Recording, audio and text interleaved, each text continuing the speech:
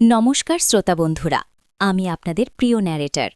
আজ আপনাদের জন্য নিয়ে এসেছি এক নাম প্রকাশে অনিচ্ছুক এক ফলোয়ারের পাঠানো এক অত্যন্ত গভীর এবং আবেগময় কাহিনী। এই গল্পটি সেই সমস্ত মানুষের জন্য যারা জীবনে কখনো না কখনো নিষিদ্ধ ভালোবাসার টানে জড়িয়ে পড়েছেন অথবা পড়ার উপক্রম হয়েছেন। আপনাদের ভালোবাসাই আমাকে চালিত করে আরও নতুন নতুন গল্প আপনাদের সামনে তুলে ধরতে, তাই চ্যানেলটি সাবস্ক্রাইব করতে ভুলবেন না। আর হ্যাঁ, একটি বিশেষ ঘোষণা, গল্পের কোনো এক ফাঁকে আমি আমার ব্যক্তিগত আইএমও নাম্বারটি দেব, তাই নাম্বারটি পেতে হলে পুরো গল্পটি মনোযোগ দিয়ে শুনতে হবে। গল্পের সূচনা এক সাধারণ বাঙালি পরিবার থেকে, মধ্যবিত্তের ছোঁয়া, যেখানে স্বপ্নগুলো অনেক কিন্তু সাধ্য সীমিত। আমার নাম নীলা, বয়স 40-এর কোঠায়, এক সন্তানের মা, ছেলে আদিত্য আমার সব, স্বামী অর্ণব একজন ব্যাংক কর্মকর্তা। আমাদের জীবনটা ছিল মোটামুটি শান্ত, ছন্দে বাঁধা, কিন্তু নিয়তি যে কখন কোন বাঁক নেয় তা কে বলতে পারে। ঘটনার সূত্রপাত আদিত্যর কম্পিউটার শেখা নিয়ে।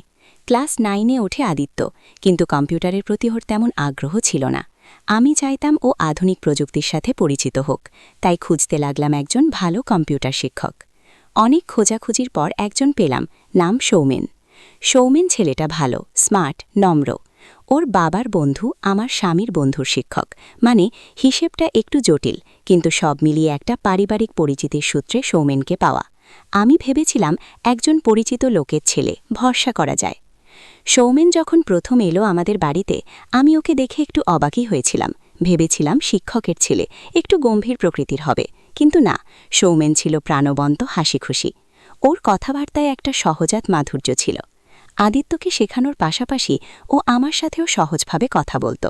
প্রথমে সেসব সাধারণ কথাই হতো, আদিত্যর পড়াশোনা, ওদের ক্লাস, আমার সাংসারিক জীবন, কিন্তু ধীরে ধীরে সেই কথাগুলো অন্যদিকে মোড় নিতে শুরু করল।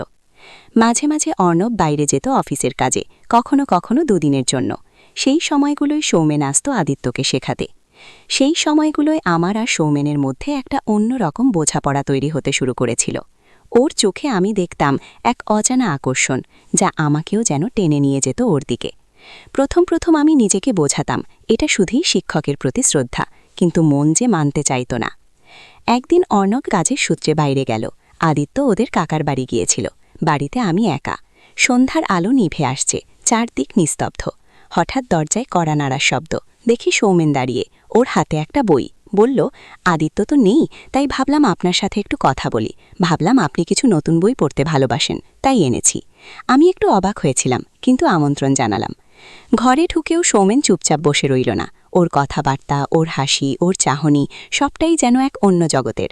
আমরা কথা বলতে লাগলাম, ওর জীবনের গল্প, ওর ছোটবেলার স্বপ্ন, ওর একাকিত্ব। আমি শুনছিলাম আর নিজের অজান্তেই ওর প্রতি আকৃষ্ট হচ্ছিলাম। মনে হচ্ছিল এই মানুষটাকে আমি কতদিন ধরে চিনি। সেই রাতের পর থেকে আমাদের দেখা সাক্ষাৎ একটু বাড়তে লাগল, কখনো অর্ণব না থাকার সুযোগে, কখনো বা আদিত্যকে নিয়ে বাইরে কোথাও যাওয়ার ভাগে। কিন্তু সেই দেখাগুলো ছিল খুব সাবধানে, অত্যন্ত গোপনীয়তার সাথে। আমাদের মধ্যে তৈরি হওয়া এই টানটা ছিল এক নিষিদ্ধ টান।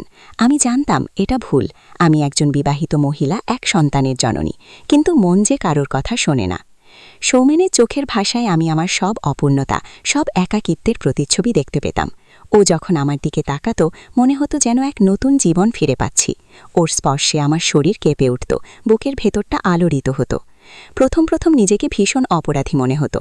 অর্ণবের মুখটা মনে পড়লে নিজেকে ধিক্কার দিতাম, কিন্তু সৌমেনের সান্নিধ্য আমাকে এক অন্য জগতে নিয়ে যেত, যেখানে শুধু ছিল আমাদের দুজনের প্রেম, আমাদের একান্ত কিছু মুহূর্ত। একদিন রাতে অর্ণব আবার বাইরে, আদিত্য ওর বান্ধবীর বাড়িতে, আমি একা। প্রায় রাত 12টা। হঠাৎ আমার ফোন বেজে উঠল। সৌমেন বলল, নীলা, তোমার সাথে কিছু জরুরি কথা আছে, তুমি কি এখন আসতে পারবে? আমার বুকের ভেতরটা ধুকভুক করতে লাগলো, এত রাতে? কিন্তু ওর গলার স্বরে কি একটা আকুলতা ছিল, যা আমাকে উপেক্ষা করতে দিল না। আমি হ্যাঁ বলে দিলাম। আমার বাড়ির কাছেই একটা নির্জন পার্ক আছে, আমরা প্রায়ই সেখানে যেতাম। আমি দ্রুত তৈরি হয়ে নিলাম, বাইরে এসে ট্যাক্সি ডাকলাম। ট্যাক্সি যখন পার্কের কাছে পৌঁছালো, দেখি সৌমেন দাঁড়িয়ে। চাঁদের আলোয় ওর মুখটা আরও বেশি মায়াবী লাগছিল। আমরা একসাথে হাঁটতে লাগলাম। পার্কের নির্জনতা আমাদের দুজনকেই যেন আরও কাছে টেনে আনছিল। চারদিকে ঝিঝি পোকার ডাঁচ, বাতাসের শোঁ শোঁ শব্দ। আমরা পাশাপাশি হাঁটছিলাম, কিন্তু একে অপরের থেকে কয়েক হাত দূরে। কিন্তু সেই দূরত্বটুকু যেন সহ্যের বাইরে ছিল। হঠাৎ সৌমেন আমার হাত ধরল। ও ওর হাতের স্পর্শে আমার সারা শরীর কেঁপে উঠল। আমি ওর দিকে তাকালাম। ওর চোখে এক গভীর আকুতি। বলল, নীলা, আমি আর পারছি না, তোমায় না দেখে আমি বাঁচতে পারছি না। আমার চোখে জল এসে গেল। আমি ওর হাতটা আরও শক্ত করে ধরলাম। ওর কাছাকাছি এলাম। আমাদের নিঃশ্বাস ভারী হয়ে এলো। দুজনের ঠোঁট প্রায় ছুঁয়ে যাচ্ছিল একে অপরকে। সেই মুহূর্তে আমাদের মনে ছিল না কোনো সামাজিক বাধা, কোনো ভয়, কোনো অপরাধবোধ। ছিল শুধু একে অপরের প্রতি তীব্র আকর্ষণ, এক নিষিদ্ধ প্রেমের হাতছানি। হঠাৎ একটা গাড়ির হেডলাইট এসে পড়ল আমাদের ওপর। আমরা চমকে উঠলাম। কে? আমরা আড়াল হওয়ার চেষ্টা করলাম, কিন্তু ততক্ষণে দেরি হয়ে গেছে। গাড়ির ভেতর থেকে একজন বেরিয়ে এলো। কে সেটা তা দেখার আগেই গল্পটি এখানেই থামছে। এই টানটান উত্তেজনার মুহূর্তে আপনাদের ছেড়ে যেতে হচ্ছে। আপনাদের কমেন্ট আর ভালোবাসা পেলে আমি এই গল্পের দ্বিতীয় পর্ব নিয়ে অবশ্যই আসব। সাবস্ক্রাইব করে পাশে থাকুন।